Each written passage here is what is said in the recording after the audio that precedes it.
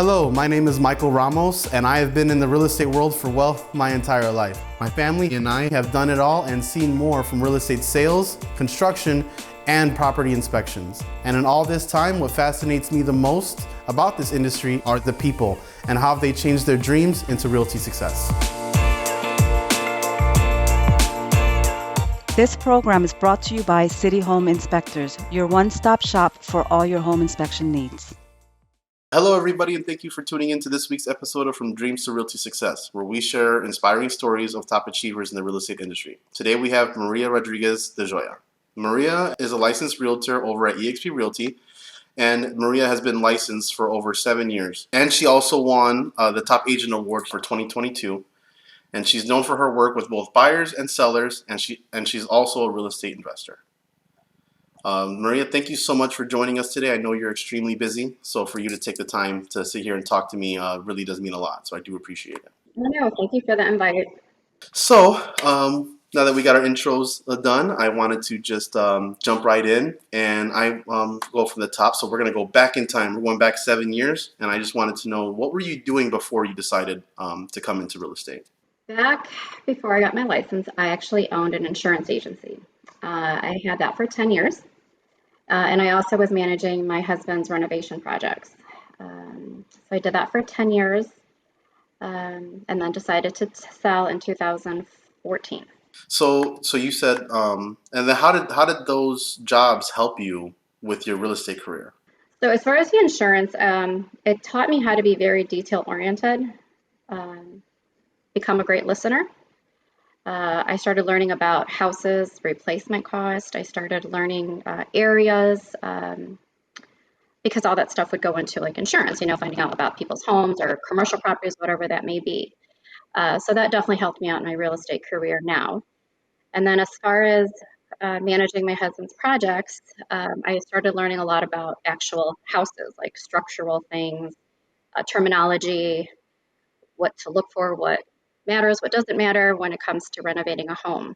And then, do you still do insurance, or are you just strictly real estate? No, I ended up selling my business in 2014, and then took a year off before I got my license. So with you owning your own business, for you to just sell that and then move on to a whole nother, I mean, were you doing property insurance? I was doing everything, home, commercial, auto, so property and casualty. So taking a year off got boring real quick. Yeah, because I work.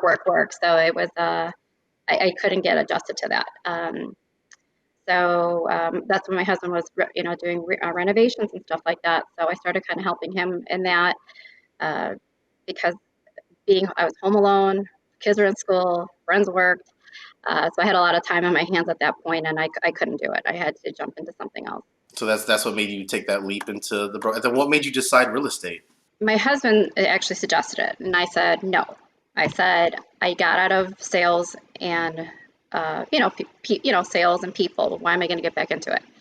And his response was, well, at least if you get your license, then we can keep it in house. You can have access to MLS and all that. So I said, okay, I'll do it, but that's the only reason. I don't want to deal with clients. I don't want to do sales. I was over it. As soon as I got my license, I literally just jumped right back into it. It was like second nature, which I realized I missed it. I missed helping people. So that's how I got into it. So you couldn't help yourself, I'm hearing. You just went all for it. Yeah, I couldn't help myself, basically. Yeah, well, insurance and real estate, it's kind of the same thing, just a different product. But at the end of the day, you're working with people, you're helping people. Yeah, and I love helping people, so it was just kind of like second nature. So earlier you mentioned that with the investment properties that you and your husband were working on, what are some of the major things you guys were looking for when you were looking at these investment properties? Well, what he taught me was, because I really didn't know at the time, but he taught me basically of trying to find a property and look past the negative of the property and try to find potential, room for appreciation, whether it was long term, if it was going to be a rental, where it, what we can get out of it, if it's in a good area, or if it was just a good flip, to just do a quick flip on it. So I did learn a lot about location, um, what people are interested in, schools, like what matters for people. Do you guys have any current projects going on right now? Yes, we do. Multiple, or just you guys do one at a time? Uh, we do. Well, he does everything himself for the most part. He has a small crew, but we usually do no more than two at a time, just because it gets a little bit. Yeah, yeah. I know we used to do that as well, so I'm like, oh, I remember those days. Yeah, you can't be in two places at once. No, you can't. You can't. And I know it's tough with crews. So I mean, if you guys been doing it for years, I'm sure you guys have a steady crew and everything is pretty good on that end, which is great. Yeah, so we just finished one. It's under contract, so I'm looking for another one right now. Do you have any like really good investment stories that you guys like just nailed it that you would like to share with everybody? Yeah, let me think. There was one in Stickney. I'll never forget it. It was on the fast track for demo, and we looked at it. I think it was on the market for like $20,000. It was just like ready to be demoed, and we went and looked at it, and it had some. I think it was noted to have a lot of structural issues. So my husband's like, "I want it. I want it. Like this is it." And I was like, "Well, why? It's going to be demoed." So with his experience, he went and looked at it, and it really wasn't much that really needed. It was just lifting the home a little bit. But it was on the market, I want to say 6 or 8 months. Nobody looked at it. Nobody wanted it. It wasn't as extensive that everybody thought it was. We renovated it, and I believe we we listed it for like 150, something like that, and it sold in a day. But again, it could have been that was like a missed opportunity for everybody. It was a good return. It was yeah, it was that was a good deal just because I initially was like no, like everybody else was thinking, and he was like no, let's go look at it. The ugliest homes sometimes are the best. So yeah, it's like that. You can't judge a book by its cover. Exactly. Yeah, and just because of structural issues, that can mean anything, right? It sounds bad, but it could not be as bad, and ended up being not as bad as what everybody thought. Yeah, I remember when we were doing our flips. There was this house in Elmwood Park that me and my mom took on, and it was just like that. There was a hole in the roof, like you could literally see outside through the back porch. You know what I mean? It was raining in there. It was disgusting. It was full of cat pee, and the cats were just coming in through the roof. It was really really bad. And I was like, why? And I was the same way. I was like, we should just get out of here. Just no, we'll find another one. And my mom was like, no. She's like, this has potential. And then she turned out like this was believe it was a 2 bedroom house with an unfinished basement. We turned it into what was it? We turned it into like a 5 bedroom house with 3 bathrooms and a finished basement after. So at the end, it was this beautiful property, and now in Elmwood Park. But I kind of take the way to drive past it. I'm like, oh, we did so good there. Right. I think I know what house you're talking about. Yeah. Yeah, yeah, the big blue one. Yeah, the one, yes. Yeah, but and so with that, that has helped me with like my current clients. I work with a lot, investors or, my home buyers where let's look past, right? The negative, the ugliness, let's figure it out. And I'm able to, for the most part, look past and be able to read like the violation notices just to really understand what is wrong with it, not just because it says like the ones where it says enter your own risk. We've inspected those. There's a little bit of mold in the bathroom. To some people that's a big thing. To some people it's not a big issue. So yeah, I've definitely learned a lot. That's one thing that I would like to stress out to people too is that and that's why like when we do our job and we're out there and we're seeing places and stuff like that, people are like, oh no, like you can't do this. This is get out of here. This is horrible. And it's like you're looking at it at its worst, but everything can be fixed. Everything can be handled. As long as you have the right crew, you have the right people behind you. They can definitely be everything. Every problem has a solution, and especially with homes, and like we're like that. We're after that flip with my mom, the blue house I was speaking of. Then that's when I developed that sense that's like, okay, I can't look at the clothes on the floor or the bad walls today because when I live here, it's not going to be like this. I have to look at it with a different eye. So yeah, that's something that's like even if it's ugly now, you're gonna make it your own later, so it's gonna be better for sure. totally agree. So from there, I still want to get into your investments because I like this. With inflation now, with everything going on, with how all lumber I know is ridiculous and everything like that, how are you guys able to manage the cost of remodeling without going over budget? So through this pandemic that we've been through, obviously we all know cost of, construction material has gone up. My husband actually has been doing most of the work himself to save on the cost of labor. That's how we were managed to get through for it not to dip so much into the potential profits that we looked at when we first bought the property. So he literally did majority of the work to save on the labor. Yeah, I think I dropped off the because we do like our coquitos, every year to all of our. Which, by the way, was amazing. Yeah, I had to bring it to him while he had paint all over. Yeah, and also I have an older son. He's 26. He comes and helps out. So it's become a family thing because at the end of the day it benefits everybody versus having to pay some of the workers just at this point because of the way that things are going. Yeah, that's something that I'm noticing a lot too. Is I mean, COVID was or this pandemic was hard on everybody, but as I was like, I noticed it yesterday. Just yesterday, I was driving through and I'm seeing all these new mom and pop shops. Like a lot of them are coming out like where there used to be like Boost Mobiles or all these different like small shops that no one was ever going through. But now we're seeing like mom and pop salons, mom and pop stores. Like this 2 years at home has really made people decide like, hey, you know what? I want to do something for me. So and I love it. Whenever I see like because as a family owned company, owned and operated, we're all whenever I see someone that's the same, it's like, oh, like good, I'm glad. I hate corporations. So, but yeah. So I want to move on now. So from there, what what do you love most about real estate? I love helping people.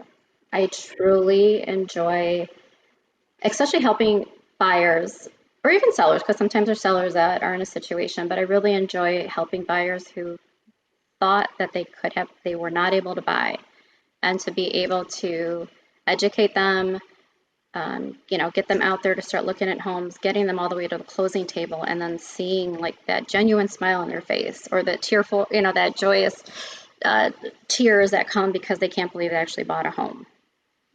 That's really what I do, why I do it, and what comes with that secondary, like commission and all that. That, like I said, that's secondary to me. It truly is helping people. Because I hear it all the time. I have friends that will come up to me like, hey man, like I want to get a house, and I'm like, okay, well go get pre-approved. And they're like, oh no, I'm not ready yet. All right, my credit and blah blah blah. And it's like, well, how do you know? How do you know that? You gotta take that first step. Yeah, and I'll help, talking to a lender, and then if they need, some credit repair, connecting them with, credit people. Just, a lot of people are a lot closer than they think. They don't realize, um, or thinking a lot of people think you need a lot of money to buy a home. In reality, you don't need that much. I mean, yes, you need down payment and closing costs, but it's not how people think. You always need 20%. That's not the case all the time. So a lot of people really do are really set up and ready. They just don't realize that they are. So with that being said, what would you say to somebody that says, hey, you know what? I wanna buy, but I'm waiting for the market to crash, or I'm not ready right now. What would you say to somebody that told you that? Um, I would say, well, unfortunately, nobody can predict that, right? Nobody knows that. We don't have a magic, crystal ball to know when that's going and if and when. I know it happened before, but I it I do know that there's been a lot of things put in place so that doesn't happen. Like no more predatory lending, right? Um, no more picking your appraiser, right? Things like that. So I think that the the procedures that have been put in place now based are set there so this can't happen again. And in my opinion, unfortunately, people are losing their homes every day, just to financial situations or, death or whatever the case may be. So there's always a good opportunity to buy a home. You don't have to wait for the crash because honestly, it could be next year, it could be in 10 years. And if you sit here waiting for it, you could lose out on a great property, great rental property, great home, building equity. So I just tell people, if you're ready to buy, let's buy. And if you're not, let's get you ready to buy. I always, my whole thing is when I hear people say that, I was like, why would you want that? Why would you want the market to crash? Yeah. It's gonna affect your home too, right? Right, yeah. It's like if that happens, oh my God. Like it's not gonna be good for anybody. Oh, I got a house for cheap, but I mean, our market fluctuates. There's no denying that, but I really think it's going to take a lot for it to crash. And even if we go through a crash, it's not going to be like what it was. Like I said, I think we've learned from those mistakes, and I think a lot of people in the industry, like lenders and all that, have done something to avoid that to happen again. I feel like we've learned our lesson already. So it would be something. It's hard to get a mortgage. I mean, they go through, you go through a lot, and they verify and check everything, so that will be avoided. Okay, so then what would you say to somebody that says, "Hey, I want to sell my house, but I don't know if now is the time." There's always a time. You always have to remember there's always out there someone that needs a home, and it could be yours. Um, yeah, so there's always uh, situations. It just depends on what you're looking to do. If depending how much equity you have in your home, or where is it that you want to, well, how much you want to get out of your home. Maybe you're there already, giving people valuations on their home, because a lot of people really don't know what their home is worth or how much equity they have. So I would say there's always a good time to buy, and there's always a good time to sell. Okay, so then from there, I would ask, besides real estate and your work that we know you're super passionate about, is there anything else that drives you? Any other passions you have besides real estate? I would say my family. I know that's because I do have 5 kids. Wow, what? No way. Yeah, I have 5 kids. I have a busy husband. My schedule's busy, so for us to all get together and be able to have dinner together, it means a lot to me. So finding those moments in our crazy life is sometimes a challenge. So to me, that's my passion, is just to have everyone together. And then it shows too because it turned on to a whole family business. So my oldest is 26. I have a son in college in Iowa State. I have twin boys that are 6, and my daughter will be 5. So yeah, just our schedules. Like I said, everyone's in a different stage in their, different ages and stuff. So it does make it a little bit challenging. Wow, how do you find the balance with five? I have three and they drive me up the wall. I couldn't even do this until they leave. Right. Well, the little ones, obviously, 3 toddlers, or three little ones is a challenge in itself. Having one in college away is difficult because they're always on your mind. Like, are they okay? Are they doing well? Are they eating? Did he go to class? Are they eating? That's like a typical mom. Yeah. And then my 26-year-old, hey, how's it going? Checking in. Is everything good? Right. Just he's an adult, and I mean, as a mom, you still worry. I mean, you could ask your mom, right? Oh yeah, I know, and that's what's funny is like I talk to people that like have businesses like a business together or a family-owned business. A lot of people, it's like your situation where it's husband and wife. Me, it's mother son. So it's different, and it's funny because like other people they tell yeah I was talking to my mom and she checked in on me and blah blah blah, but it's like me and my mom, we're also business partners. So like I talk like when people say, I haven't talked to my mom in a day. I'm like, are you what? Like I have no idea what that's like. I talk to my mom every day. As soon as I wake up in the morning, she's calling me. I'm like, okay, like what do I do? What did I do? So yeah, it's a different relationship. But when we do have those moments, like we work all the time, and we're always talking business. We're always like I drive her in the car and we talk about city home inspectors the entire ride there and back. But when we have those moments where we, get to unwind and we have our dinners and we can have a drink and just talk about anything, those moments are very special, especially for families that work together. We have to disconnect somehow, you know. And we try not to talk about business at the table, but it's like always like, yeah. It's impossible. It's impossible because no matter what you do or what you see, this is what you do. This is your main passion. It's not like we work for a corporation. We don't work at Target. We don't work where it's just like someone else is in charge of. We're in charge of our destiny. We're in charge of what goes on next, or what we allow and what we don't allow. So it's hard, every aspect of everything, because I'll be in the store. We go to the restaurant and I'm inspecting. I'm looking at the. Right? No, I'm like, this is a great location. You know what they need to build across the street? I know, that's what we do. Like, we'll look at stuff, I'll be like, oh, I wonder what, or look at, yeah, just looking at the decor, like the style. Yeah, we do the same thing. Yeah. Uh-huh. Yep. And I got friends that don't want me to come to their house because I'm like, when's the last time you changed your filter? I was like, oh man, your dielectric heatings are in whack. Sometimes I'll say to my husband, like, when we go somewhere, someone's house, I'm like, don't say anything. Don't question. you know? Just start taking off the light fixtures, and so this needs to be rewired, sir. Yeah. Right. Now, what they ask, that's a different story, but yeah. Okay. Well, from there, that is pretty much all the questions I had from you. Thank you again so much for coming in. This was a great time. I know. Thank you so much for the invite. I enjoyed it. I obviously enjoy you and your company and your mom. You guys know I always work with you guys when I can. Yeah, for sure. I mean, I know we can't get them all, but we appreciate the ones that we get. So it's a good. We do appreciate you.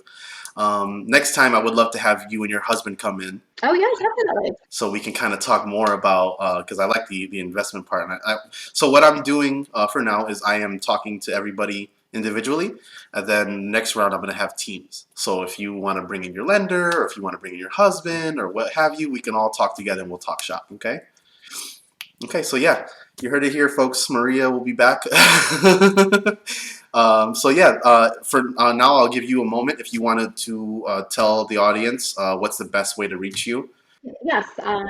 So I work at eXp Realty, and I am always available. If you have any questions, you just want to chat, have a quick conversation, no obligation, you can give me a call at 630-364-8185.